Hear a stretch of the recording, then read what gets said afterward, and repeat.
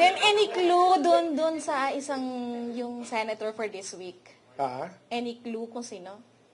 Si Senator Marcoleta. Sa ngayon, may mga kaso tayong malapit ng hinog, ika nga, tapos na ang fact-finding, mahigit 8 kaso na ang natapos na ang fact-finding at mag-PI na kami.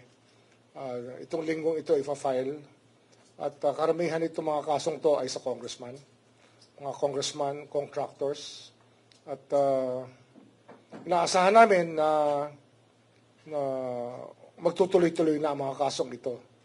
Kung baga, uminit na sa tag-init, di ba? Sinabi ko sa inyo noon, iinit. At sa tag-init, ang ngayon, uulan ng kaso. Uulan ng kaso.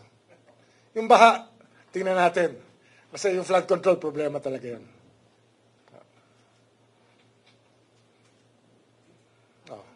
Tanong. Sa 8 po ninyo, mga flood control related naman to against Congress. Karamihan, flood control, tsaka conflict of interest. Sako pareho yan. Kasi bawal nga maging contractor bawal yan Kaya lang, hindi ito pinansin ng napakatagal na panahon. Ngunit alam naman natin, isa yan sa mga dahilan kung bakit nagkakagulo-gulo tayo sa larangan ito para nawala na yung dividing line between decent and indecent behavior. Tuloy ko lang.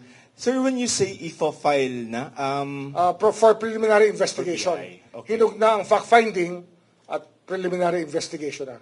Of course, may mga ibang kaso pa na yan, nahihinog-hinog na dyan din papunta sa PI din. mamaya namin puntahan yan, sir. Pero let's stay muna dun sa 8. Mga kong lang to, sir.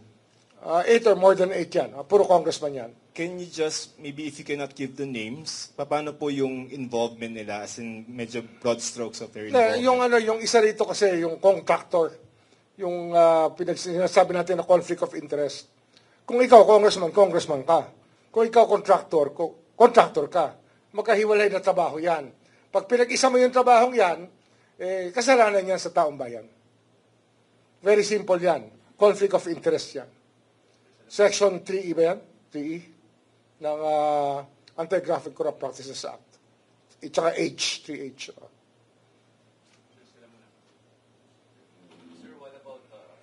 Sir, what about senators? Wala pa po. Meron din kami for PI at ipa-file na yun this week. Meron din rin kaming baka resolutions within the week na ipa-file rin sa Korte sa Sandigan Bayan for that. Ilang senador po ba yan, sir? Ang iniisip namin dito, 2 o 3. Yan ang tinitingnan namin kung mahihinog na.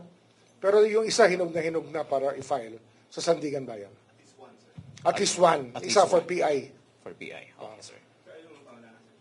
Alam mo na. Malalaman nyo naman yan pagdating ng tamang oras.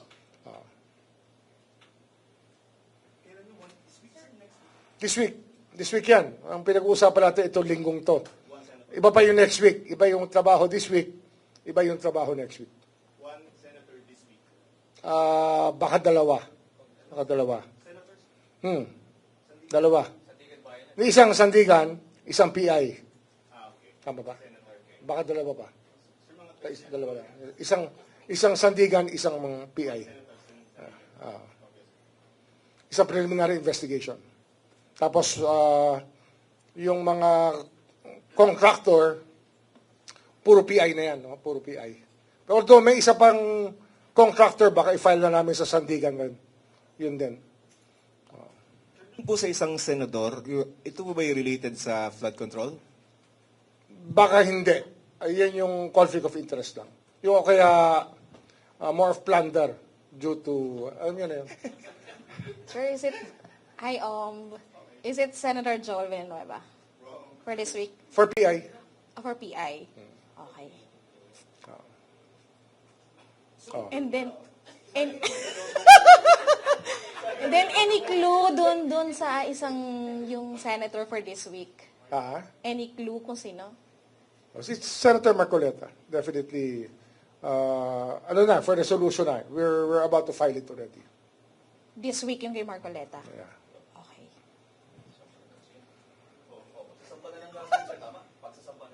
Nagkasampayan ng kaso na sa Sandigan na yun. Ha? Plunder.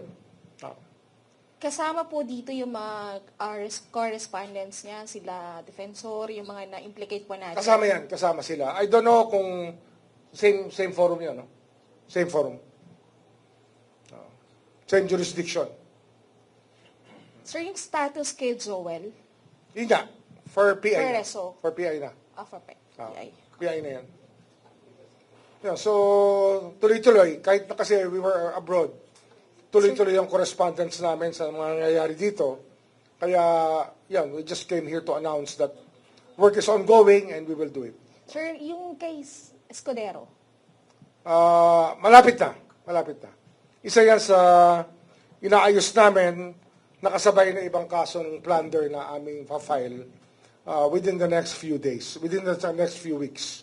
Maybe it will take 2 to 3 weeks more for us to file cases in the courts and for preliminary investigation.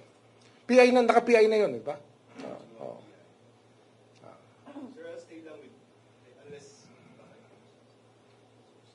I'll stay lang with the... At tapos ano pala, we already have a signed agreement for the cooperation of former Secretary Manuel Bunoan to be a state witness, to be a cooperating witness. We will discharge him from, we will ask the court to discharge him as a respondent so he can testify for us as a state witness. Sir, elaboration, why? Kasi bukas, sir, may arraignment yata siya sa 5th. Yes, pero meron na kaming standing agreement. We filed already a motion to discharge him as an accused so that he can be a witness for the prosecution. Sir, elaboration lang ng why we need him as a state witness.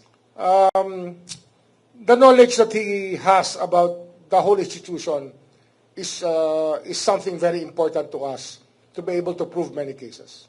There are other people who will be, we will be benefiting from his testimony with regards to so many of the cases that we are filing. Okay? Sir, konti pa. Sir, pasagutin na natin ikaw. Kasi yung mga nagsasabi, una muna, binabawasan nyo yung mga minority senators sa Senate para pagdating ng, Hindi. Wala yan. We didn't even ask this to happen. All the evidence came from, you know where. Diba? Hindi naman namin hiningi ito mangyari. Pero nangyari ito, dahil motu proprio, apparently the crime was committed in open knowledge of everybody. All of you are witness to the actuations of the guy, of what he has said in public. That of course, given the sworn statements that he has executed, will actually make a case for his being charged of plunder. Nag-file na rin po ba si Mike Defensor? Ang counter nila? Both? I think so. Sir, advance ko lang ng konti yung story. Kasi si Senator Chingoy has been suspended by the Senate as per order by the Sandigan. No? Yes. So the same thing is going to happen to Senator Marcoleta? Kasi plunder, sir? Yes. It will depend on the court, of course. Okay. And then if and when the Sandigan Bayan suspends him, can he still participate? Question whether senator facing a plunder non-bailable case at the Sandigan Bayan, can they still participate in Senate proceedings? In accordance with the plunder law, they cannot anymore. Exactly. Sir, update lang dun sa case conference natin, dun sa mga ex-Marines. Kasi di ba pinatawag natin sila dito? Yes. Is it for case filing na po ba yung mga... We are utilizing, we are evaluating some of the affidavits that they have executed individually and we'll be filing these cases soon. Sir, related pa po sa mga Marines? Kasi I think for 4 to 6 statements might be useful to us. Sir, related din po sa mga Marines. Kasi po si Attorney Baligo, they're facing cyber libel cases nga po sa DOJ. And meron po siyang statement last time na sinasabi niya na i-dismiss na nga raw po ng DOJ itong mga cases kasi daw parang may conflict of interest kasi ginagamit na rin yung statements daw nila affidavit dito sa ombudsman. And according to Attorney Baligod, kapag daw ginamit na ng ombudsman ito, ibig sabihin daw may katotohanan yung mga statements. What happens in the DOJ stays with the DOJ. We have nothing to do with what the DOJ rules upon. Thank you, sir. Okay? Hindi, yung kay Bonoan lang uli. Sir, may kinalaman din ba ito dun sa health niya? Well, of course. His health is of concern to us, and we want to be able to perpetuate his testimony as soon as possible. Kaya nga, it's important to us that he be discharged already so that he can be our witness. Ano to eh? Kasi nga, the tactic here and what we're trying to do here is to finish the cases as early as possible. Kasi yung naging dating lumang tugtugin na ng inordinate delay of justice, hindi ho mangyayari dito. Sa atin dito, we do the case build-up so we can present the cases immediately. Wala hong mahabang kaso-kaso rito. Basta andyan na yung ebidensya, ilalatag namin yan pag handa na kami. At malamang, hindi namin ifa-file ang kaso pag hindi kami handa. Naman po will be stayed with us alongside sila USEC, yung mga dati yung USEC. Di ba? For all flood control cases. Yes. For all intents and purposes, he will be testifying for the prosecution. Okay, sir. Pardon me for belaboring the point. No? Ano nga pong status nila Senator Villanueva, Senator Escudero? Ongoing PI, correct? Ongoing PI. Okay. And relatedly, kasi sasabi ng iba, the reason why they transferred was in exchange for... I am not privy to anything of that nature. No, mind you, we don't make deals with anybody with regards to the culpability or innocence of anybody. We don't make deals like that. And you're not going to be... So all the deals that we make here will be in open court. If we will discharge you as a witness, we will have you discharged as a witness. But there are no other deals accepted here. Thank you.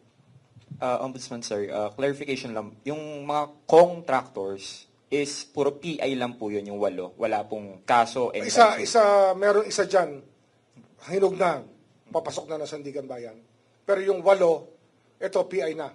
PI pa lang to, no? PI pa lang. So in total po, mga Baka siyam. mahigit 8 yan, mahigit 8 yan. Okay. Mahigit 8.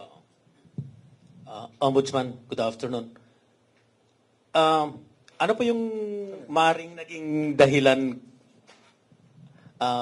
Ombudsman, kung bakit preliminary investigation pa rin yung ilalabas against Senator Joel Villanueva? For in fact, ang pagkakaintindi ko during the last time na magkaroon ng press conference with you, Ombudsman, ay parang ifa-file na yung kaso. Hindi namin tinanggap yung findings ng DOJ kasi nakulangan kami sa case build-up na ginawa ng DOJ, so we have to conduct our own.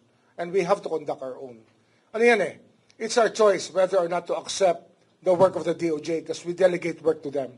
And in case we have to improve on the cases to make sure that they're tight cases, watertight cases, then we conduct our own PI in this office. Kasi nga, what we delegated was not the result was not satisfactory to us, to our standards. Okay? Thank you. Magandang hapon sa inyo. May MR daw. May MR.